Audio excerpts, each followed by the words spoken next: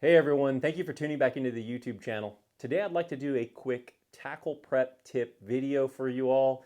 This is something that revolves around forward-facing sonar, and I know that forward-facing sonar kind of has a polarizing personality, if you will. Either people love it or people don't like it. For me, in tournaments, I am more partial to the ways that we've always fished for fish. But I also recognize that forward-facing sonar is here to stay. I know it sounds like I'm kind of speaking out of both sides of my mouth, like I'm a hypocrite.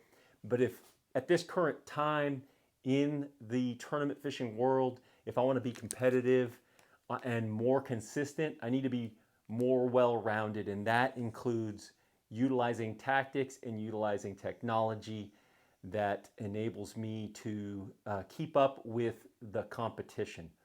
Now, if you're not fishing competitively and you're fishing for fun, then you can fish whichever way you want. You can fish whichever way you want regardless, but I feel like forward-facing sonar kind of forces your hand, and you have to get good at it. You have to learn how to utilize that technique, that technology in order to be competitive. Without belaboring the point, I'm going to go into something that I think is real important. It's a small thing that I think is really important, and really it comes from the crappie world. I mean, crappie anglers actually latched on to forward-facing sonar a lot sooner than we did as bass anglers. And I feel like they have always fished in a manner that's similar to this. So they've used types of tactics and different things to enable them to be better at catching fish in a vertical presentation or with jig head type presentations with little crappie jigs and little jigs and little soft plastic bodies on there, which is basically what we're doing. Really, we are fishing for bass in a manner that's very similar to crappie fishing. Whether you're fishing with a Buckeye G-Stroll jig head or an owner range roller that's made for like hover rig type fishing and pinging a minnow, fishing a jighead minnow, all those things, these things that we've coined phrases after, fishing these types of tactics to try to catch bass. And the thing that I'm talking about is a loop knot for your jig head. And this is something that I feel like is super important because it helps the bait you can run the bait in a more natural position.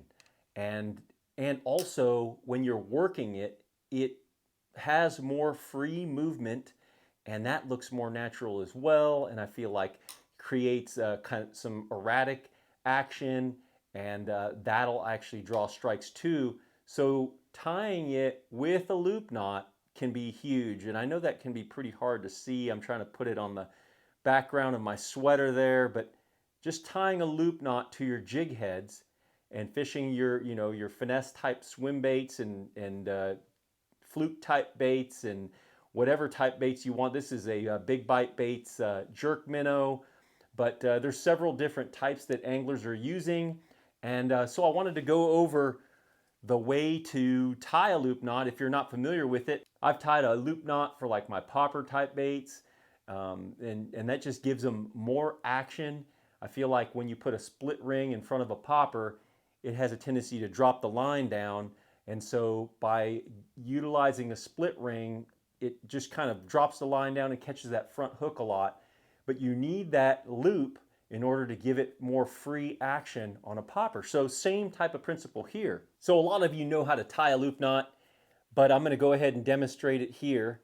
And so I've got a little Yamamoto scope shad here on one of the Buckeye G-Stroll heads. And then I've got this line, which is 4-pound test, but it's this chartreuse color. It's actually a panfish line by Gamma. And so essentially what you want to do is start out, this is my tag end, obviously the end right here. So the first step is to put an overhand knot in your line. Just a regular old overhand knot, just like that, right there. Just an overhand knot. Then you're going to take the end of your line and pass it through the jig head right there. And then you're going to draw that little loop right up to the top. I like to hold it in place. So here's what I have. I've got the jig head, and you can see the little loop knot. And then I'm going to take the tag end and I'm going to pass it through. I've already passed it through the eye and then back through that little loop. So there you go, right there. I've run it through the loop, and now I'm just going to tie, just one of your, wrap the line around 6 times. 1, 2, 3, 4, 5, 6. As you can see, wrap the tag in around the main line, and then I'm going to run the tag in back through that loop, and preferably the opposite side that I ran it through previously. So that's what you have, just like that. Gosh, I hope you guys can see this. I may have to redo this video, but then I just cinch it down. I would wet it before I cinch it down, but that cinches down real nice. I'm gonna go ahead and cut the tag end, and there you have a little loop knot, just like that. Try to show it to you the best way I can. Maybe you could have cut that tag in a little shorter, but you just have that loop knot, and that enables it to really swing freely. And I've even used this for fishing jig heads too, like just with your regular old paddle tail swim baits, and with a jig head. And then so now utilizing it with your Jighead Minnows for forward-facing sonar, it definitely helps to get the bait running in a horizontal fashion so it looks like a fish swimming through the water. If you tie it fixed with a traditional knot, a lot of times it'll bend down or tip down or lean over to one side. This way, with these jig heads that I'm showing you, they're balanced so that when you are working the bait, they're hovering in that kind of that perfect horizontal position. It looks like a minnow swimming through the water. So that's really the key.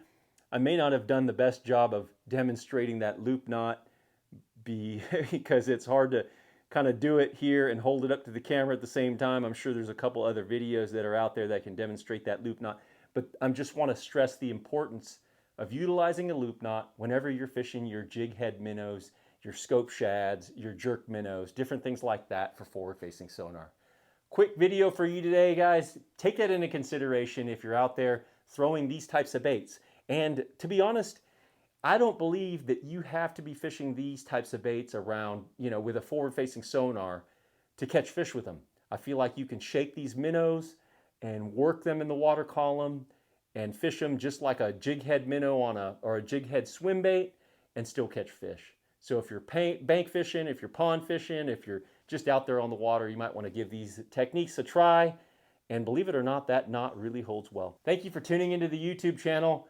I appreciate you guys dropping comments down there and giving me a thumbs up if you like the content. Hopefully it's adding some sort of value to your fishing experience and helping you put more fish in the boat at the same time. Until next time, thanks for watching and good fishing.